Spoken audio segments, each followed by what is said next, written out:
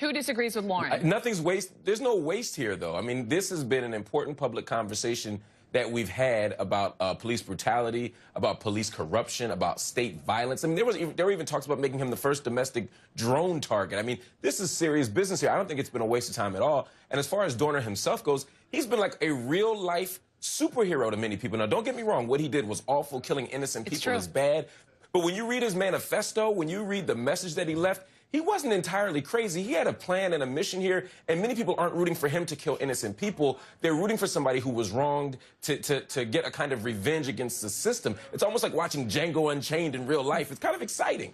But he went about it the wrong way. Let me jump in and just at least say on the LAPD angle, we now know Chief Beck said, look, yes, we will, and re-look at the firing. We'll investigate. I don't know where that stands given sort of the status of the case right now. But do you think that this should serve as a catalyst for a conversation talking about racism in the LAPD?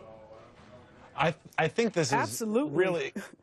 I think this is really even beyond just talking about the LAPD, though. I think the issue is that you'll always have people on social media who support these villains. I mean, there are James Holmes fans. But is this the same thing? Social media too. Jack, is it the same thing? I think there's something to. I think there's some part of it that's just social media weirdness.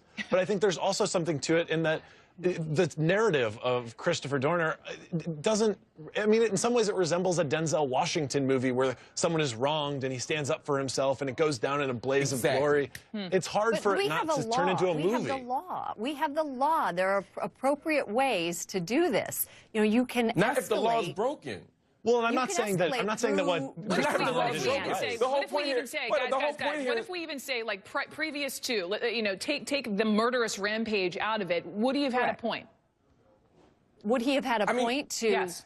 That he could have gone through the proper channels, of course. I mean, I think that this kind of thing happens a lot, but you don't go out and kill people. The game totally changed. The proper channels don't work. If I say that the LAPD, if I say the LAPD is corrupt, if I say the LAPD is corrupt, and you say, well, go through the proper channels. The proper channels is to call the LAPD. I'll give you a perfect example. There are hundreds, literally thousands of cases of police brutality reported about the LAPD every year. 99% of them are dismissed. Guess who does the investigation? The LAPD. That's the problem. So you can't go to bed. Right. MC Light, I want to hear from you. Absolutely. MC Light, you're listening to all these voices. What do you think? Absolutely. Everyone's making a point that needs to be heard, I'm sure.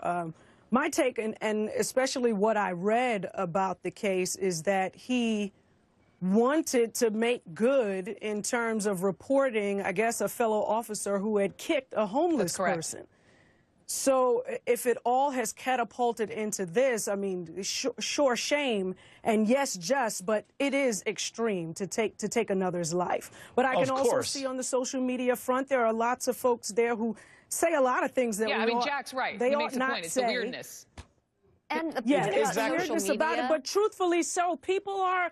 It's an uproar because people are being brutalized within LA and all over this nation. We're seeing kids die at the hands of police brutality. So, yeah, it's out of weirdness, but these social media, it's good to hear what these people have to say. And yes, it is not a waste of time because it's a conversation that needs to take place. I'm glad we had the conversation, and I have a feeling the conversation will continue.